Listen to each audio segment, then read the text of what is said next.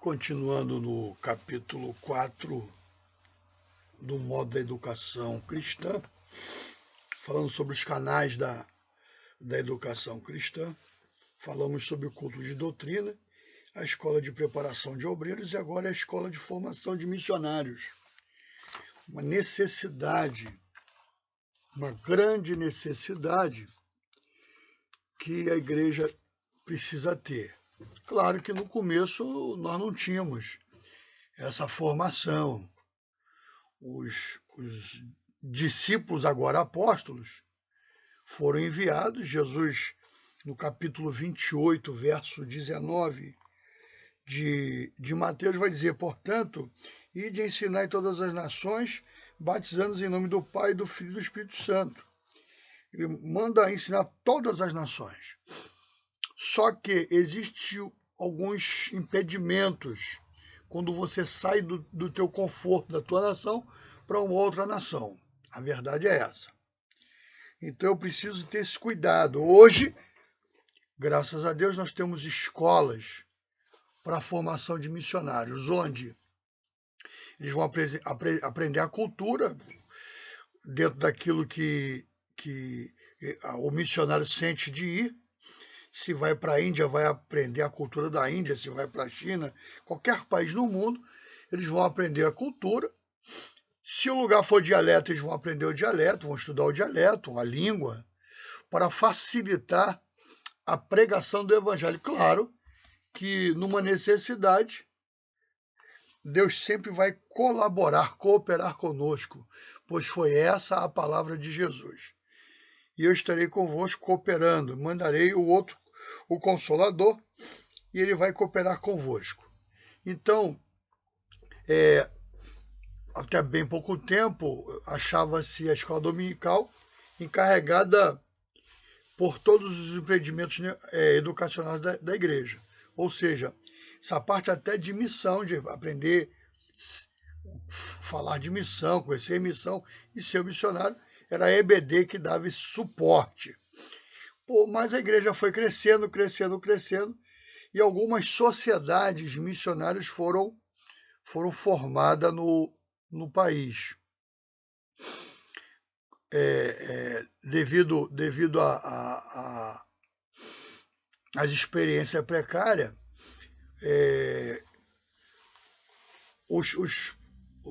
nem nos próprios seminários do Instituto Bíblico consegui entender de forma satisfatória essa tão urgente necessidade. Quer dizer, foram formados alguns seminários, mas eles não tinham essa visão de que era necessário ter uma cadeira, um curso à parte sobre missão. Então, é criada a Escola de Formação de Missionários. Tem várias no país, que tem nas Assembleias de Deus, tem nas igrejas tradicionais, tem várias instituições de ensino para missionário. E nós somos fruto de um trabalho de missão, segundo a história das Assembleias de Deus. Até estava aqui com o meu livrinho aqui, bem acabadinho. Só que aqui vai aparecer ao contrário o livro, né, por causa da gravação. História das Assembleias de Deus. Aí estão os missionários Gunnar e Daniel.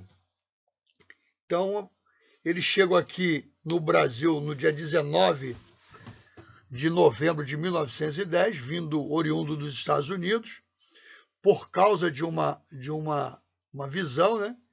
Falando que eles tinham que ir. Houve um sonho, não lembro, alguém falou que eles iriam para um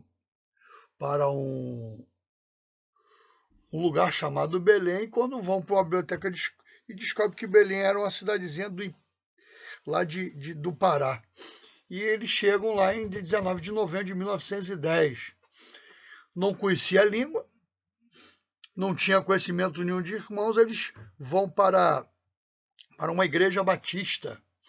Ficam nessa igreja batista, mas devido a ter a experiência pentecostal, eles pegam uma forma, na visão dos irmãos da época, uma forma nova do evangelho.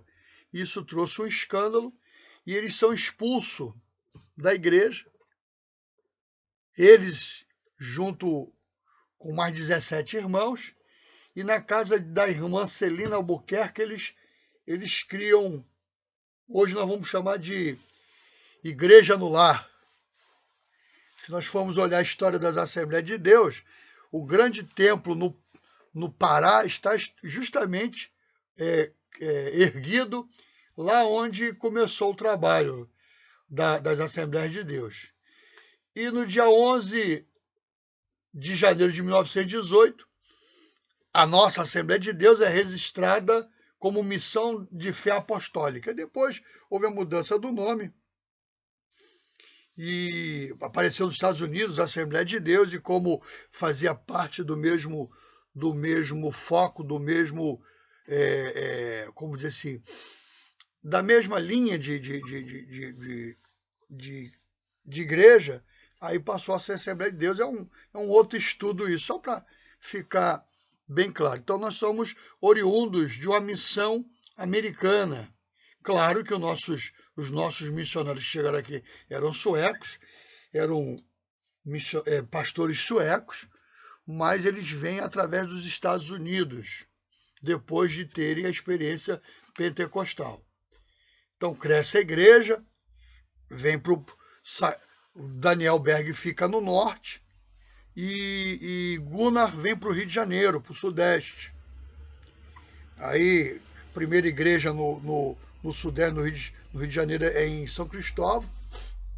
Depois vem a igreja, a mãe, né, da igreja aqui perto, na região norte, né, do estado, que é Madureira. O grande pastor Paulo Leivas Macalão, ícone do Evangelho no Sudeste, ele começa aqui, tem as histórias desse grande pastor, que não dá para a gente tecer a miúda, porque o tempo vai levar. Mas precisamos entender também o termo missão, esse termo de missão. Missão vem do substantivo missione, que vem do verbo mittere, que significa enviar. Enviar do português, mittere do latim, e apóstolo do grego. Aí você vai entender agora quando Jesus chama os seus discípulos pós-estudo, pós-formação, de apóstolo. Apóstolo é enviado, tá? Então tem muita gente que está dizendo aí que é apóstolo, mas às vezes não sabe o que quer dizer. Enviar, remeter, encaminhar, conduzir, mandar numa missão, quer dizer. E nós temos, por favor, não sabe que isso é próprio meu, os meus alunos já me conhecem, temos um monte de missionários e missionárias que não fazem missão nenhuma, só tem título. Como tem pastor, evangelista, presbítero, diácono, que só tem título. Então eu preciso corrigir isso na minha vida. Se eu sou diácono, eu vou servir a minha igreja como diácono, fazendo tudo aquilo que está estabelecido para o diácono. Se eu sou presbítero, eu vou fazer aquilo que está estabelecido para os presbíteros, para o pastor. E se eu sou evangelista, eu não tenho que estar em cima do púlpito, eu tenho que estar no campo, abrindo trabalho, frente de trabalho. Então, existem as coisas. Então, cria-se a escola de missão justamente para dar um suporte a esses irmãos que se sentem chamados. Se sentem chamados para levar o evangelho, para ir para um outro lugar, ou para um outro estado, até de um bairro para o outro. As igrejas da Assembleia de Deus cresceram assim. Ela estabelecia num lugar e depois saía nas proximidades fazendo missão. E ela cresceu. Hoje ela é tida como uma das maiores igrejas evangélicas no Brasil. E criou-se essas escolas de formação de missionário. Na Inglaterra e nos Estados Unidos, essas instituições já tinham mais de 200 anos. Tem grandes nomes de missão. O que eu gosto muito é o David Livingstone, é o grande inglês, o grande geógrafo. Porque interessante é isso, que às vezes eu quero ser missionário, mas eu preciso ter uma ocupação paralela. Geralmente os grandes missionários são médicos, enfermeiros, porque é o que mais as outras nações precisam, de uma cura, de um cuidado. Então, acontece isso. Então, eu quero ser missionário, mas eu preciso ter uma ocupação. Conforme Paulo. Paulo saiu em missão, mas ele era artesão, né? Diz que ele fazia redes para a sua sobrevivência. Quando não, alguém dava uma oferta, mas ele não queria ser pesado aos irmãos na sua época, na sua missão. Então é criada as escolas de missão. É o Departamento da Educação Cristã que tem por objetivo preparar obreiros cristãos especializados em levar o Evangelho de Cristo, além de suas fronteiras culturais e nacionais. Ou seja, se eu vou por um país de fala espanhola, é importante eu conhecer um pouco de espanhol, conhecer detalhes daquilo, da onde eu vou. Não tenho certeza se foi David Brainer, que foi o grande missionário da China, não lembro, mas se não foi, foi outro. Esse missionário, ele fez que tinha uma vontade de levar o evangelho na China e via a dificuldade dos missionários. A notícia era que todos que chegavam eram mortos, eram expulsos, batiam, e ele não entendia o porquê. Ele, no seu estudo, ele viu que não podia chegar na China da forma da cultura dele. Então ele deixou o cabelo crescer, cortou o cabelo, fez uma trança tipo chinês, comprou roupas, e aí nós começamos a entender esse detalhe da transcultura. Eu preciso me transculturar para que eu possa ter acesso a determinadas culturas do mundo. Ok? Então, a escola de missões, ela vem com esse objetivo de tirar essas dúvidas, implantar esse sistema para facilitar a entrada do missionário em outras nações, conforme Mateus. Não era pregar em Jerusalém, como foi os discípulos. Jesus falou, ide por todo o mundo, pregai o meu evangelho, mas começar primeiro por Jerusalém. Isso está em Atos dos Apóstolos. Né? Esperai o poder, o revestimento do poder, depois ser meus testemunhos em Jerusalém, Judeia, Samaria e os confins da terra. Então, o que acontece? Eles ficam em Jerusalém, e Deus, eu entendo dessa forma, manda perseguição, aí eles agora vão para Judeia, Samaria, confins da terra. Ok? Então, Deus tem os seus motivos. Às vezes eu não quero... Deus manda eu visitar um hospital, alguém que precisa de minha visita no hospital, uma missão que Deus me dá, e eu não quero, aí Deus me bota no leito, aí eu vou para o hospital e vou fazer a minha missão. Cada um sabe de que forma Deus vai fazer para cumprir aquilo que ele precisa cumprir na sua vida, na minha vida. Ok? Eu tive a oportunidade de estar internado alguns dias no hospital e aproveitei para fazer missão no hospital. Não é a minha chamada, mas a gente aproveita as oportunidades que Deus nos dá. A urgência da escola de formação de missão. Por quê?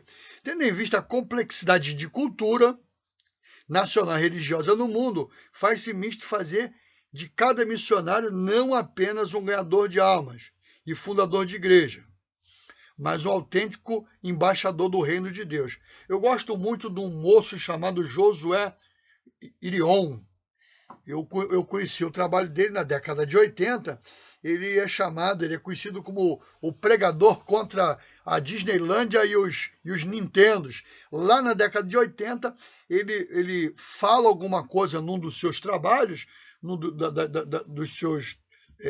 das suas pregações, sobre o perigo do videogame nas crianças. E foi isso que aconteceu. Fala do perigo dos desenhos animados de Walt Disney. Foi o que aconteceu. Esse moço ele é formado pela fundação chamada Jocum, com base em Minas Gerais, Belo Horizonte. Segundo ele, numa das suas pregações, ele diz o seguinte, que quando ele disse para os seus pastores lá no Sul, lá no Rio Grande do Sul, que iria para o Jocum, que ele queria ser missionário, um dos pastores, ou os pastores, mandou ele amarrar um bocado de paralelepípedo na cintura, porque quando o vento batesse, ele não viesse rápido de volta. Ou seja, ele estava indo por ir.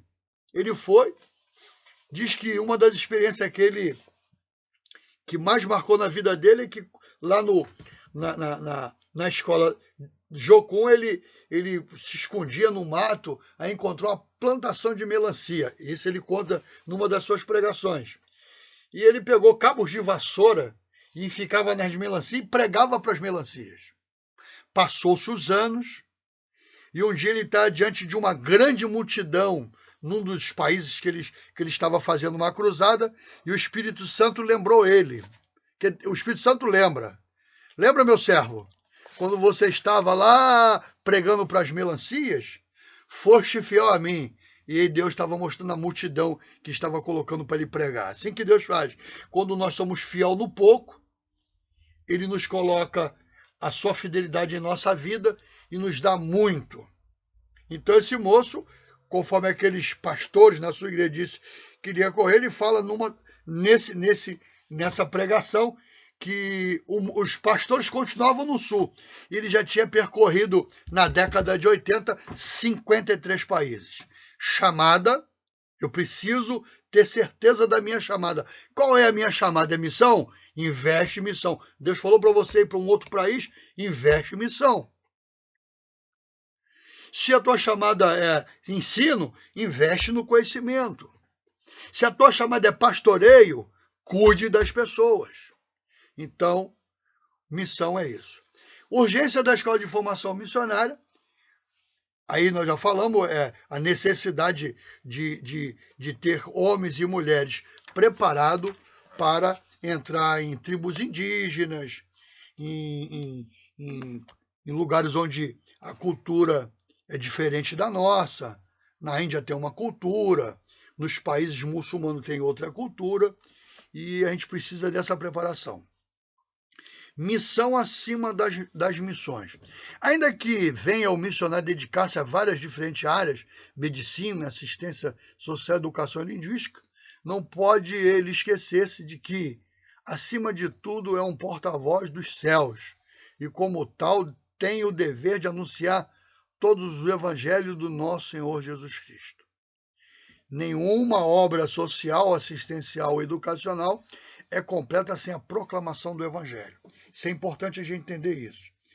Se eu sou missionário, se eu sou um missionário de Deus, a base do meu trabalho é pregar o evangelho de Jesus.